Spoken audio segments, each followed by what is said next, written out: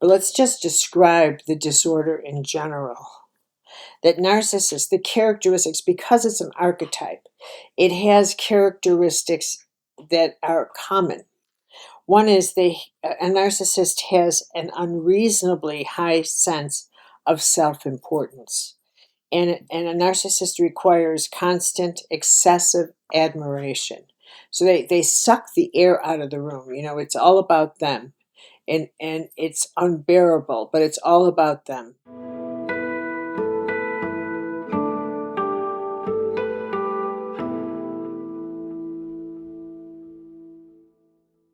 Hi, everybody. Time for this week's new archetype. This week, I'm doing an archetype that I have had a request for by more people, probably the most. Curiously, I haven't had a request like for the mother or the father or you'd think archetypes that are common, popular, but instead, I have people, will you please do the narcissist? Will you please do the narcissist? Which makes me think that more people are coping with narcissistic relationships out there. So, all right, I'm going to do the narcissist, and that's what we have in store for us today. And I have a twist on it that I'll introduce at the end, but in the beginning, I want to start with just giving you some movies that have emphasized the narcissistic personality, so that all of you can relate to. I think one of the most popular one was Mommy Dearest, the story of an incredibly abusive mother. I think it was Joan Crawford, and her daughter's story about being raised by a mother who was an actress with an out-of-control ego. The Devil Wears Prada, another narcissist, out-of-control magazine editor, a fashion magazine editor. Gaslight in 1944. Maybe some of you are unfamiliar with this classic, and it is a classic movie about a husband trying to convince his wife that she's losing her mind. And gaslighting, excuse me, gaslighting is now something people talk about all the time. They're being gaslit on in relationships, online. There's all kinds of ways to make people think that they're not seeing what they're seeing, or they're not hearing what they're hearing. So this technique of trying to distort your senses because someone else wants to convince you that the world is other than the way it is classic narcissism. The movie Goodfellas, I mean, when people decide that justice doesn't apply to them, that they can set up a world of mafioso type of world and do whatever they want to do, that is classic narcissism. The Joker in The Dark Knight, absolutely a narcissistic character. And Citizen Kane, very classic portrayal of someone when people get to a stage of power where it's all about them. And it's interesting, but if you look at people who crave power, which is a characteristic of a narcissist, at some point, that journey of craving power inevitably triggers a paranoia. It has in Stalin, it did in Hitler, it does in Putin, it does in Trump. It triggers a paranoia where the idea of once you acquire a certain amount of power, the belief is that people will now try to take it from you, that the world around you becomes filled with people who are betrayers. So loyalty becomes this whole thing. Are you loyal to me? Are you loyal to me? You have to be loyal. And they have an inability of trusting anybody and the world around them. They get people to test their food. They can't have anyone near them. They build fortresses around themselves. They, as in the case of Stalin, execute anybody they suspect, and Putin, of possibly betraying them. This is classic to the narcissistic paranoid person. And it seems that there's only so much power the human psyche is capable of engaging as a lone being, and that at some point that amount of power begins to implode within a person and ignite a paranoid complex. And I think there's a very popular TV series called Yellowstone.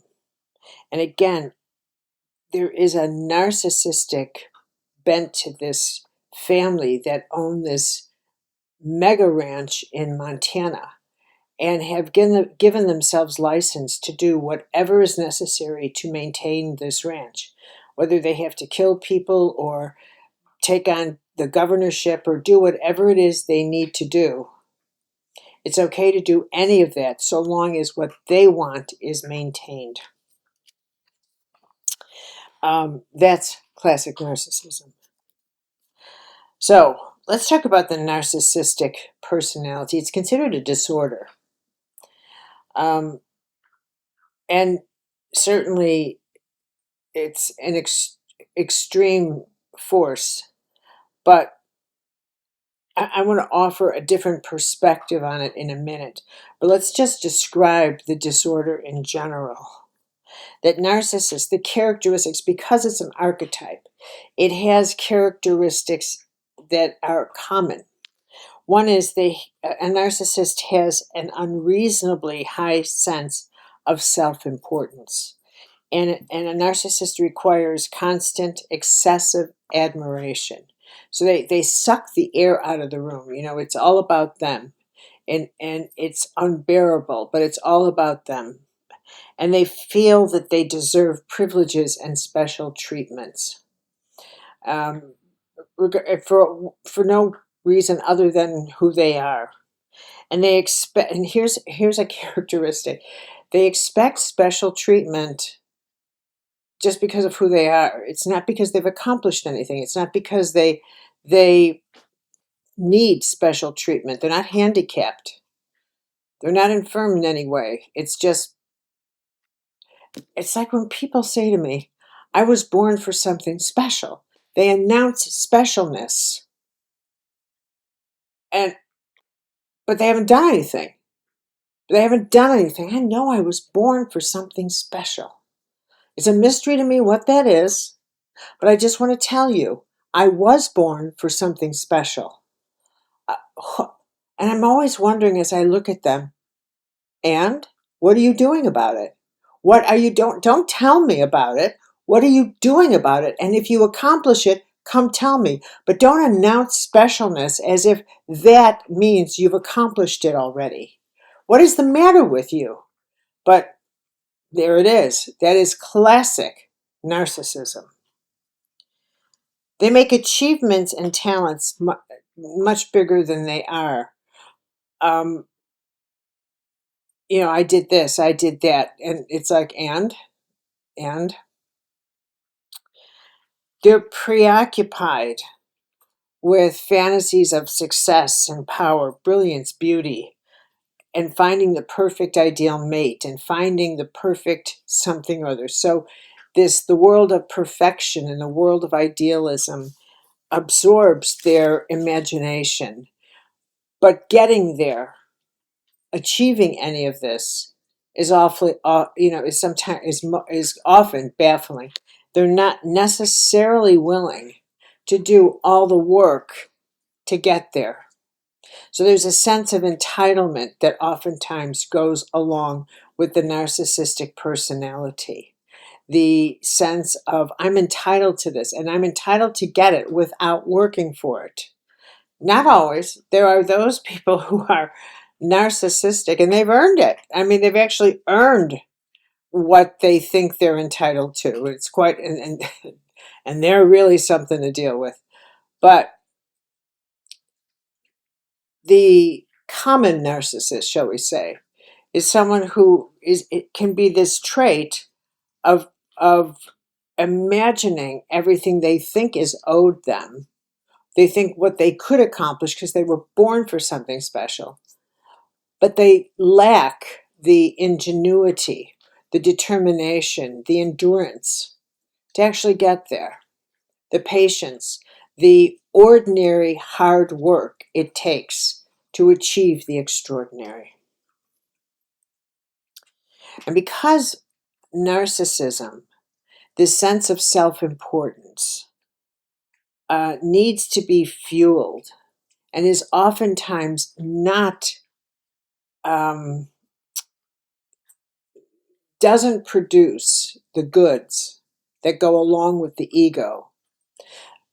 Narcissists compensate by becoming incredibly critical of other people, people who are actually doing something, who are actually working toward a goal. They often look down upon, like, you might come home and say, "This is what I did today." What's the point of that? And it's and they're tweakers.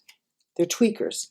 Like, you could knock yourself out making this great meal, and they'll come back and say, I think it needs a little salt. I think they completely ignore all your hard work and feel like their comment is so important that you just absolutely need to hear their comment about their addition to what you've done, instead of saying, "Wow, look what you've done for me. That is so incredible. I can't even tell you how much I appreciate it." And keep your mouth shut about the salt. But no, they have to just say, I made that. But when I made it, I did it this way. That's classic narcissism. Classic. And they oftentimes expect favors, but they don't do favors. They expect favors, but they don't think about what you may need. So your needs are never important to the narcissist. Their needs are. And if you say something to them, well, why didn't you think about that? Why didn't you ask me if I needed something? Well, why didn't you say something? So it's always your fault. It's always your fault that you didn't speak up. It's not their fault that they didn't think about you. It's your fault that you didn't speak up. That's classic narcissism. It's always your fault. It's always your fault. And they don't really think much about taking advantage of other people, because other people the needs of other people are not on their radar. In the same way that the needs of other people are on the radar of thoughtful people, of empathetic people, like it. I'll say to friends, "Do you need anything? I'm coming over. Do you need anything on my way there? You're going to someone's home for dinner. What can I bring?" It wouldn't occur to them necessarily to say, "Can I help you out? Do you need me to stay later, come earlier?" Anything. It's just not there. Instead, what's there is, "Look, I was working late, so if I arrive a little late, what do you expect? I'm working late. How could you even, do you know how hard I work?" They manage to change things so that you are the one apologizing, or you don't say anything at all. There's a genius about the narcissistic psychic field that makes it incredibly difficult to penetrate. And, uh, uh, you know, I knew someone quite well once upon a time, and this is the reason I decided not to know this man ever. And he said to me, "How can you be around all these people who are always talking about their neediness?" And the next breath, he said, "Why don't we just go out for the day?" And I remember thinking, well, what kind of world do you live in? What kind of world do you live in? And another remark that he made was, "Why can't they just get a job?" Why can't they just get a job? Well, yeah. And when I asked him, what kind of charity work do you do? His response is, what? And so that was the end of that. It wasn't even, I absolutely knew better than to try and get that person to think differently. It was never going to happen. Never, never, never. And of course, he could never get me to think differently. So to put the shoe on the other foot, it was never going to happen that I would turn a blind eye to homeless or to something. So, and I'm not saying this like, oh, and I'm so much better. No, no, no, no. Please don't hear it that way. It was my observation of a stage of narcissism that's a stage, and we move through that stage, maybe hopefully at some point, that we all have to awaken to, except for the grace of God go I. They have the narcissistic psychic field. Psyche has an inability, an unwillingness to recognize the needs and feelings of other people. And I think there is a decision somehow that they can rationalize. You'll get over it. You'll get over it. Your feelings are just not about, what's the matter with you? That's not so important. The idea of saying, why does this bother you? Why don't you tell me about it? Because if it doesn't, their way of thinking is, if it doesn't bother me, why should it bother you? And I don't have time for this. So in their world, it's what's important in their world. And if it doesn't somehow or other translate to, if your feelings somehow validate their world or serve their world, then maybe they'll listen to them. But if they're not of service to their world, they won't. They're envious. Narcissists can be extraordinarily envious of people who are achieving things, because that's what matters to them, is achievement. They are an ego on steroids. And so it's incredibly difficult for a narcissist to be generous, especially generous when it comes to power, empowering someone, reinforcing your sense of well-being, your ego. What they're good at is disempowering your ego, of deflating you, of making sure you do not feel better than them. They may make you feel okay, but they'll never make you feel great.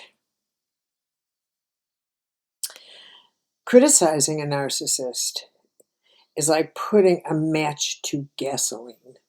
It's an extremely volatile thing to do. They have, they hear everything that doesn't enhance them. They can't, I should say, it's potentially they'll hear everything as a slight, or might hear it as a slight. And they need to be, their ego needs to be reinforced all the time, absolutely all the time. It's just important to them that they are constantly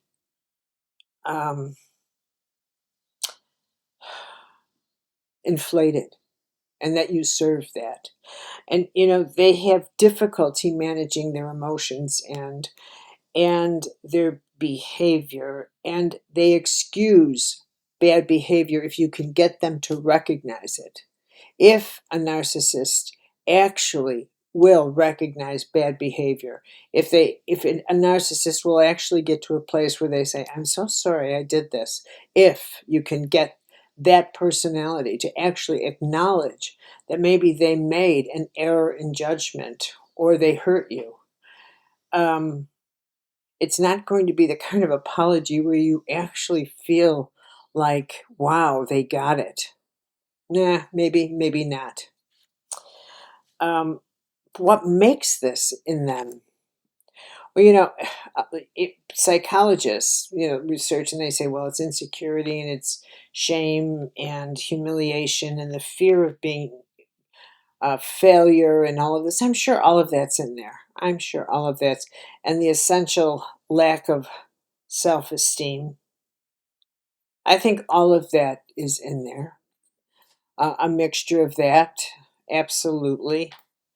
I think with a lot of narcissists, there's a touch of the bully in them, and there's just an a touch of in that strong entitlement.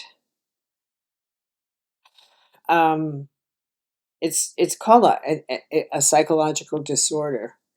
I don't know about that. I mean, I I don't know. Let me offer a different perspective. Not that I'm an expert on at all, but what I have observed is that the narcissistic personality seems to have erupted as an epidemic in our modern day society. It's not rare. It's not rare. And I think that so many of you have asked about the narcissist because you're living with one or you're married to one or whatever. And if you're asking about it because you think there's got to be a way to get through to these people, to make them wake up, I'm going to tell you that that's kind of a wasted effort, because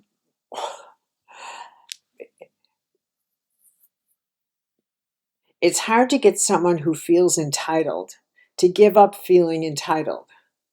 It's hard to get to have someone say, "What do you mean I'm not entitled? What's my life going to look like if I'm not entitled? What's my life going to look like if I suddenly realize I too have to wait in line when I thought I was privileged and I don't have to wait in line? My hair's a wreck." And what if I am not special? Then what does that mean? What does it mean for me to think about myself as an ordinary mortal? How is that suddenly appealing to me? What that means for me is that I'm no longer protected by this myth that because I'm extraordinary, ordinary things can't happen to me. They happen to you, but they don't happen to me because I'm extraordinary. So that the ordinary things like storms destroying my house and going broke and bad luck, that happens to ordinaries. But it doesn't happen to extraordinaries because I'm entitled by some destiny to be protected by all the awful things that happen to ordinary mortals. But I, who am extraordinary, born for something special, where specialness is supposed to be delivered to my door, and therefore you have to act out specialness. I do not have to wait in line. I am privileged. I am announcing that I'm privileged because I walk in a room and I tell you right up front, I was born for something special. So to get them to give up that mindset is like getting someone out of a cult. It's like getting someone out of a cult. But let me speak about this in a different way. I'm telling you, my hair is driving me nuts.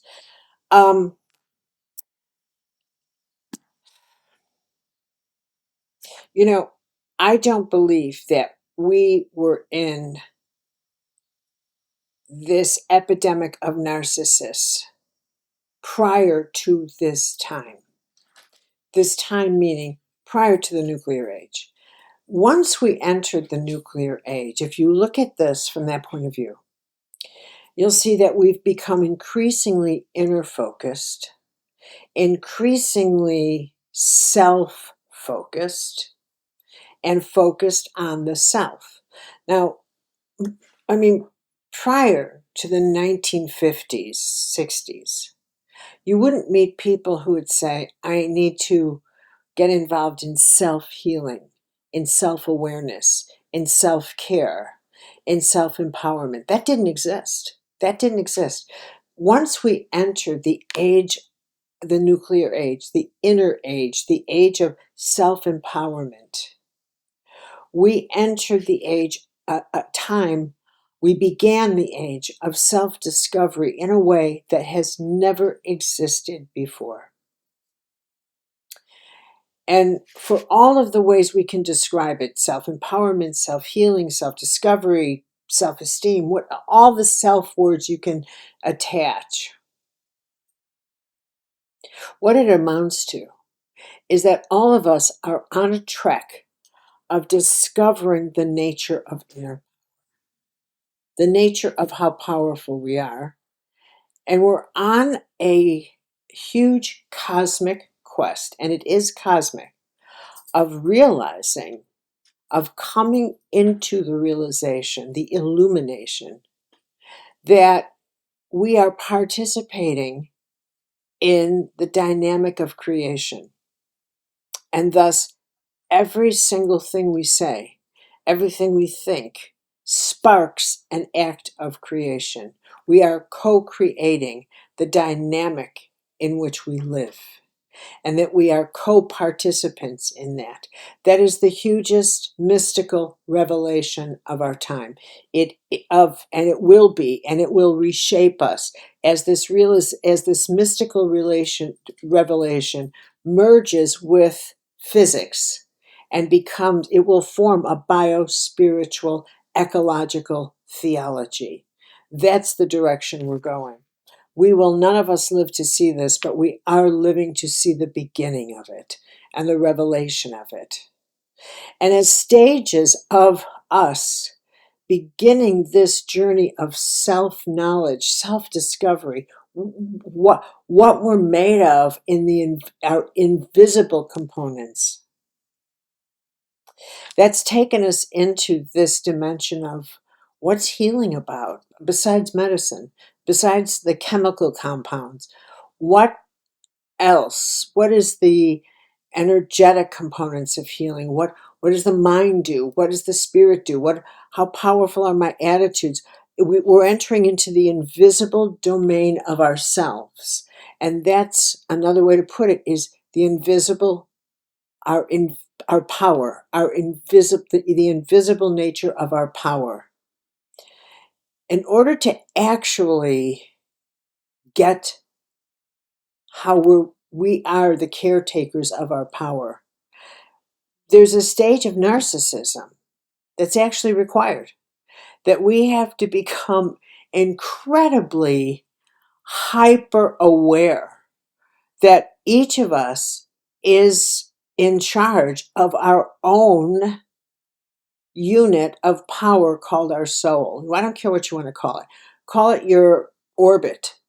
I don't care what you call it, but you are in charge of your energetic orbit, which is why people are becoming so incredibly emotionally hyper when they say, I got to take my power back from this experience. I lost my power.